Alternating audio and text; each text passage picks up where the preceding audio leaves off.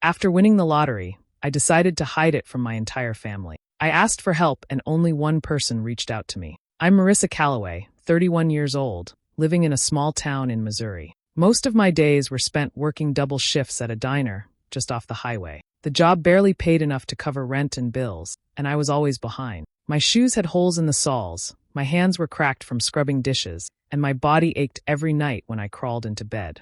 It wasn't the life I dreamed of, but it was the only one I had. My family never made things easier. My mom, Elaine, treated me like I was some kind of burden. My brother, Clayton, never missed a chance to call me a loser. My sister, Janelle, barely spoke to me unless she needed something. They all carried themselves like they were better than me, even though none of them had their lives together. Whenever I reached out, instead of comfort, I got judgment. They'd roll their eyes, make jokes at my expense, or simply ignore me. One evening, after a long shift, I stopped at the gas station on my way home. I don't even know why I bought the lottery ticket. Maybe it was habit, maybe it was desperation, or maybe just blind luck pulling me by the hand. I tossed it on the counter with a few crumpled singles and shoved it into my purse without thinking much of it. Later that night, I sat at my kitchen table, the same wobbly table I'd had since college, and scratched off the numbers. At first, I thought I was reading them wrong. I checked again, then again, my heart beating faster each time. Every number matched. I grabbed my phone, pulled up the official results, and there it was in bold letters, jackpot winner. The amount was $22 million.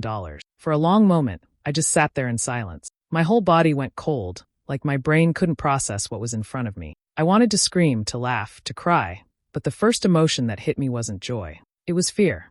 I saw Clayton storming into my life, demanding I hand over money for one of his sketchy business ideas. I saw Janelle showing up at my door, crying about her debt, trying to guilt me into paying it off. I heard Elaine's voice in my head, reminding me how much I owed her for raising me and how it was my duty to take care of her now. I knew exactly what would happen if they found out. They would bleed me dry and leave me with nothing. That night, I made a decision. I wasn't going to tell them. Not one of them. The money was mine, and I would protect it with everything I had. But before I touched a single dollar, curiosity got the better of me. I wanted to know who in my family would help me when they thought I had nothing. So I planned a small test. I would reach out, ask for just a little help, and see who stepped up. That choice changed everything. I decided to test my family slowly. I didn't want to ask for much, just enough to see who cared. So I picked a number that felt small but real, $150. I told myself it wasn't about the money at all. It was about the answer. I pretended that my utilities were behind and that I needed the loan until payday. It was simple, believable, and something most families would help with in a heartbeat. The first person I called was my mom. I kept my voice steady and explained that I was short on the bill this month and asked if she could lend me the money until next week. She was quiet for a moment, and I almost thought she might say yes. But then she sighed and said I should learn to budget better. Her tone wasn't soft or caring. It was sharp, almost like she was scolding a child. She reminded me that she wasn't a bank and that I had to stand on my own 2 feet. She ended the call before I could even respond. My chest felt heavy, but I told myself maybe my brother would be different. Clayton and I never got along well, but sometimes he pretended to care if he thought it made him look good. I dialed his number, and he answered sounding annoyed, like I was bothering him. When I explained what I needed, he laughed. Not a kind laugh, but one that stung. He said I was always a leech, and that if I didn't have my life together by now, I probably never would. Then he made a joke about me waiting tables until I was 50 and hung up before I could defend myself. The last person I tried was my sister Janelle. I sent her a text first, explaining the situation. No reply. I called her once, twice, 3 times, straight to voicemail. I left a message, but she never returned it. Hours turned into the next day, and still nothing. She didn't even bother to pretend she cared. After those 3 attempts, I sat in my small living room, staring at my phone. My hands were cold, even though the room was warm. It wasn't about the $150. I could have pulled that out of my account without blinking. It was about knowing who would step forward when I asked for something so small, something that could have meant everything if I had truly been desperate. The truth was clear. My own mother wouldn't help. My brother mocked me like I was trash. My sister couldn't even answer the phone. Not one of them lifted a finger for me. Not one of them thought twice about leaving me to struggle. I realized in that moment just how alone I really was in my family. I didn't want to believe that every single person in my family would turn their back on me. So I reached out to one last person, my cousin Holly. She was younger than me, 29, and worked long nights as an ER nurse. We weren't especially close, but I remembered her being kind in ways the others weren't. She never joined in when my brother and sister made jokes about me, and she always had a smile when we bumped into each other at family gatherings. I called her one afternoon, half expecting the same cold response I had already gotten. My voice shook a little as I told her I was in a tough spot and needed a short loan, just $150 to hold me over until payday. I braced myself for excuses or silence, but instead she answered right away with a soft laugh. "Don't worry about it, Marissa," she said. "Family's supposed to help each other." Her words hit me harder than I expected. No lecture, no judgment, no cruel jokes, just simple kindness. She didn't even ask why I needed the money. She just trusted me. Within an hour she sent it over, no hesitation, no strings attached. I stared at my phone for a long time after the notification came through, trying to remember the last time anyone in my family treated me like that. I paid her back as soon as I could, even though she told me not to rush. When I handed the money back, I thanked her more than once.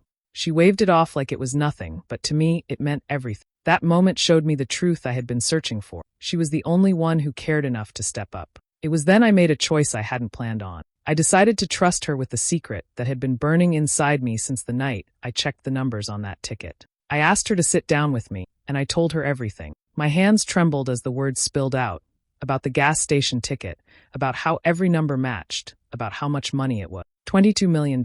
For a second, Holly just stared at me like she wasn't sure if I was serious. Then she covered her mouth with her hand and whispered, "Oh my God." She looked at me with wide eyes, not with greed, not with jealousy, but with pure shock. When I explained why I kept it from the others, she nodded slowly, understanding without me having to spell it out. She leaned closer and said, "You don't have to worry, Marissa. I won't tell a soul. Your secret's safe with me." Holly became the one person I could count on, the only one I could talk to about the truth. In a family full of cold shoulders and sharp tongues, she became the quiet ally I never knew I needed. After Holly promised to keep my secret, I knew I had to be careful. The money was sitting safely in the bank, but I didn't want to do anything that would draw attention. So I bought a modest little house under a trust. It wasn't a mansion, nothing flashy, just a 2-bedroom with a small yard and a porch that caught the morning light. It was more than enough for me, and it gave me peace knowing it was mine. Nobody in my family could trace it back to me. Even with the house and money tucked away, I kept working part-time at the diner. The work was tiring,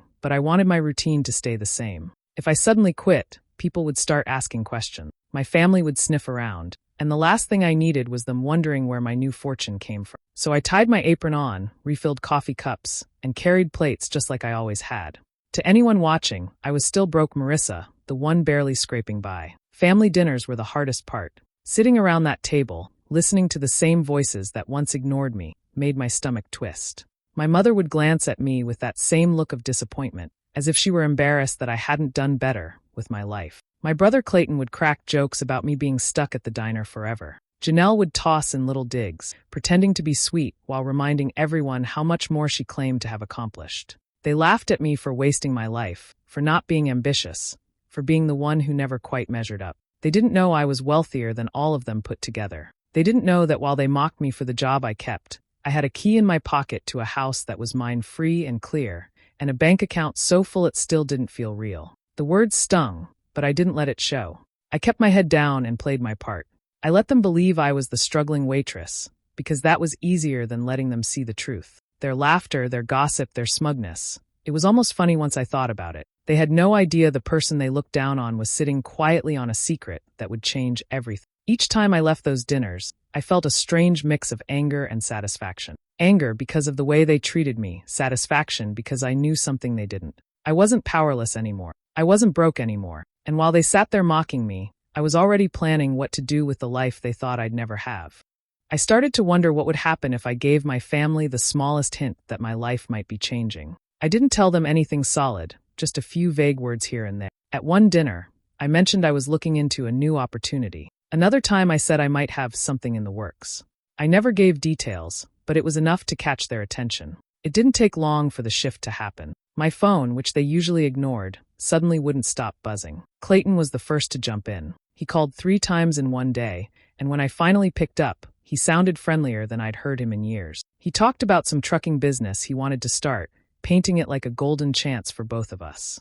But the more he explained, the more it sounded like a scam. He didn't have a plan, just big promises and a demand for cash. Every time I tried to change the subject, he circled back, pushing harder. His sudden warmth felt less like care and more like calculation. Janelle, who hadn't answered my calls when I really needed her, began inviting me over. She'd pour me coffee, ask how I was doing, and act as if she'd suddenly become the sister I'd always wished for. But the mask slipped quickly. She dropped hints about her credit card bills, the stress of late payments, how the interest was killing her. She didn't ask directly, but her eyes did. Every sentence was a fishing line tossed into the water, hoping I'd bite. Then came my mother. Elaine cornered me after one meal, her voice heavy with guilt tripping. She spoke about how hard it was to keep the family afloat, about rising grocery prices and house repairs. She said it was time I stepped up, that everyone had to pitch in when times were tough. But I knew what she really meant. It wasn't about the family, it was about her. She wanted money, and she wanted it now. I sat back and listened to all of them, each one trying their own way to pry open the door they thought I had unlocked. It didn't feel like love. It didn't feel like family. It felt like vultures circling, waiting for me to slip. Their kindness wasn't real. The sudden interest in my life wasn't real. It was all about what they thought they could take from me. As I smiled and nodded through their conversations, a bitter clarity settled in my chest. They didn't care about me. They cared about opportunity. My so-called family had no problem ignoring me when I needed a hand, but the second they thought I had something to give, they came running. I decided to push things further. Instead of dropping hints here and there, I planned a dinner at my new house. I wanted to see what they would do if I gave them a little piece of the truth, but not the whole story. I cooked a meal, set the table, and tried to keep my nerves steady as I waited for them to arrive. When everyone finally sat down, the mood felt strange. My mother looked around the place, her eyes sharp like she was trying to figure out how I could afford it. Clayton kept tapping the table with his fingers, restless. Janelle smiled too wide, her voice syrupy sweet. They were all pretending, and I could feel it before I even opened my mouth. Halfway through the meal, I cleared my throat and said I needed to share something. I told them I had come into some money. I didn't say how much. I kept my words vague on purpose, because I wanted to see their reactions. For a second, the table went quiet. Then it was like the air cracked open. Clayton leaned forward, his eyes shining in a way that made my skin crawl. He started talking fast, almost tripping over his own words. He said this was perfect timing because he had a business idea, a trucking company that was going to make millions. He insisted all he needed was some startup money, and with me on board, it would be unstoppable. He made it sound like a golden ticket, but I could tell it was nothing more than another one of his schemes. Before I could even respond, Janelle jumped in. She put on her best sad face, her voice soft and shaky. She said she had been drowning in credit card debt, that the interest was crushing her, and that she didn't know what else to do. She didn't even try to hide the point. She wanted me to pay it off for her. Then my mother spoke, and her words cut deeper than that. She leaned back in her chair and crossed her arms, telling me I owed her. She reminded me of every sacrifice she ever made, every time she fed me or kept a roof over my head, as if those weren't just the things parents are supposed to do. She said it was time I gave back to the family, that helping them should be my duty now that I had money. I sat there listening, my stomach twisting. Not one of them asked if I was okay. Not one of them asked how this money came into my life, or what I wanted to do with it. They only saw dollar signs. When I hesitated, their smiles dropped. The kindness faded fast. Clayton's voice grew sharp, accusing me of being selfish. Janelle muttered that I was heartless. My mother's face hardened, her disappointment heavy and cruel. In that moment, I saw their true faces. A few days later, I found out that Clayton had tried to break into my house. He was looking for my financial papers, and the thought of him sneaking around my home made me shiver. It felt like such a violation of my life and everything I had worked for. I realized then how little some people respected me and how far they were willing to go to control me. It was frightening, but it also lit a fire in me. I couldn't let anyone underestimate me. Then I started hearing whispers around town, and I quickly realized what was happening. Janelle had been spreading lies about me, saying I had only gotten rich because of some relationship with an older man. The words hit me harder than I expected. It wasn't the truth, but that didn't make it hurt any less. People I barely knew began looking at me differently, some with pity, some with judgment, and some with quiet amusement. I felt betrayed. I had trusted people to be fair, to see the truth, but instead, they chose gossip and cruelty. The next blow came in the form of a letter from Elaine. I had expected tension or criticism, but nothing could have prepared me for the venom in her words. She accused me of tearing the family apart, blaming me for every fight and misunderstanding that had ever happened. I read the letter again and again, feeling my chest tighten with anger and hurt. I couldn't believe someone I cared about could write something so cruel. For a moment, I felt like everything around me was collapsing. I was heartbroken and betrayed in ways I hadn't thought possible. But as the initial shock faded, a new feeling took its place: determination. I realized they had made a mistake underestimating me. I wasn't going to let lies and threats control my life. I wasn't going to let them think they could break me. They would regret ever trying to hurt me or question my strength. I took a deep breath and promised myself I would rise above it all. I would show them that I was stronger than their gossip, their threats, and their accusations. I would protect myself, my life, and everything I had worked so hard for. They had pushed me to my breaking point, but that point didn't destroy me. Instead, it woke something fierce inside me, something they would never be able to crush. I was ready to prove that I was not someone to be underestimated. With Holly's help, I came up with a plan. I told my family there would be a meeting with an inheritance lawyer. I promised them I would be fair and share the money properly. I made it sound official and serious, so they would all show up, eager to claim what they thought was theirs. I could see the excitement on their faces when they arrived, the smugness and confidence that they would get their cut. As soon as everyone was in the room, I stayed calm and let them settle in. Then I did something they would never expect. I played audio recordings I had collected over months. Every insult, every piece of gossip, every cruel word they had said about me was there for them to hear. Their voices filled the room, echoing all the lies and betrayals they had tried to hide. I watched their expressions change from smugness to shock and then to guilt. It was satisfying to see them confronted with the truth in a way they could not deny. After the recordings ended, I looked at them and spoke clearly, without anger but without hesitation. I told them they would receive nothing. I reminded them that I owed them nothing. Every word they had spoken against me, every attempt to hurt me, every betrayal, they had given me nothing but pain and disrespect. I didn't need to be fair to people who had shown no fairness to me. My words hung in the air, and I could see the realization settle on their faces. They had expected an easy gain, but instead, they were met with the consequences of their own actions. I felt a strange mix of relief and strength as I saw the truth hit them. For so long, I had held my feelings inside, trying to be patient and polite. But now, I had set the record straight in the only way that mattered.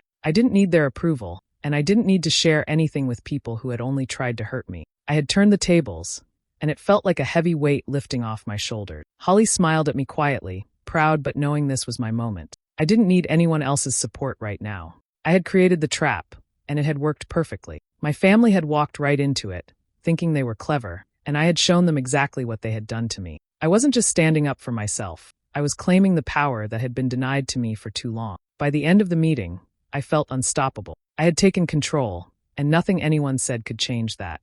I had faced their lies, their betrayal, and their selfishness, and I had come out stronger. I had shown them that trying to take advantage of me was a mistake. I had proven that I could protect myself, that I could think ahead, and that I was not someone to be underestimated. For the first time in a long time, I felt completely free. Clayton couldn't believe what had happened. He flew into a rage, shouting and threatening me, but security quickly stepped in and forced him out. I watched him go, chest tight with a mix of fear and satisfaction. He had always thought he could scare me, but now he realized that I wasn't someone to intimidate anyone. Then Janelle started crying, fake tears rolling down her cheeks as she begged for forgiveness. She acted as if she had suddenly realized the pain she had caused me. I looked at her calmly, remembering all the times she had ignored me when I needed help. I remembered the time I had asked her for just $150, and she had turned me away without a second thought. I could see the shock on her face when I reminded her I didn't need her false sympathy, and I certainly wasn't going to let her rewrite history to make herself look better. Elaine, however, was different. She cursed me, calling me a disgrace of a daughter, her words sharp and full of anger. I could feel the weight of her hatred, but I didn't let it touch me. I had heard enough accusations, insults, and lies to last a lifetime. I stood there calm, composed, and stronger than ever before. I looked at my mother and said firmly, "No, Mom. I just finally stopped being your doormat."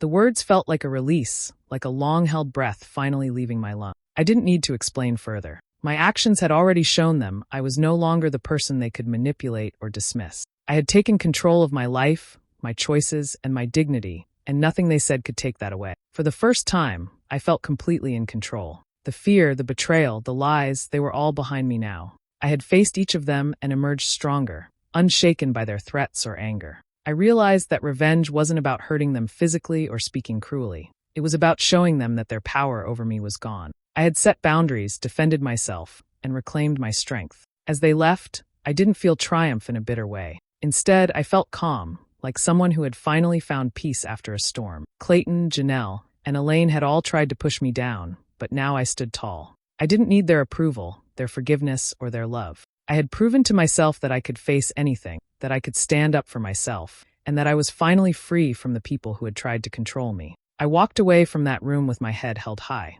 I didn't just survive their anger and lies. I had turned their attacks into a moment of strength. I had shown them, without cruelty or revenge in the usual sense, that I was no longer someone they could hurt. I had finally claimed my life for myself. I decided to cut all ties with my immediate family. After everything that had happened, the lies, the betrayal, the threats, I realized I didn't need people in my life who had never cared about me. It was hard at first to let go of the idea of family, but deep down, I knew it was the right choice. I felt a weight lift off my shoulders, a freedom I hadn't felt in years. With part of my winnings, I made a choice that felt much more meaningful. I helped Holly pay off her student loans and even bought her a home. Seeing her smile, knowing that I could give her security and peace, filled me with a happiness that no money could have bought otherwise. It wasn't about showing off or making anyone jealous.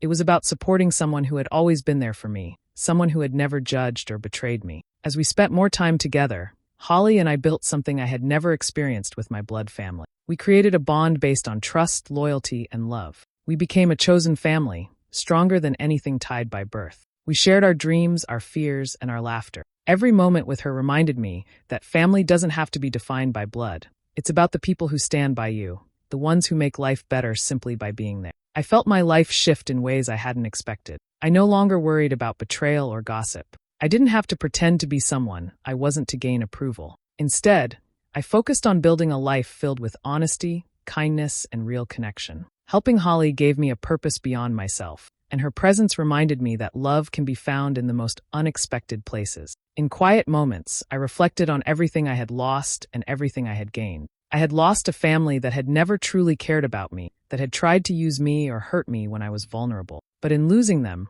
I had gained something far more valuable, a true companion in Holly, a life of loyalty and peace, and the satisfaction of knowing I had finally chosen the right people to surround myself with. For the first time in a long time, I felt completely at peace. I wasn't defined by my past or by the people who had failed me. I was defined by my choices, my actions, and the love I gave and received in return. My life had taken a new shape, and it felt stronger, safer, and happier than I had ever imagined. I didn't look back with regret. I didn't mourn the family that had never been there for me. Instead, I focused on the life I was building, one grounded in trust, loyalty, and love. I had finally found the family I deserved, and that was worth more than anything I had lost. What would you do if your family betrayed you? Would you forgive them or walk away like Marissa? Share your thoughts in the comments. I'm really curious to know. If you love stories about courage, trust, and finding real family, don't forget to subscribe and hit the notification bell.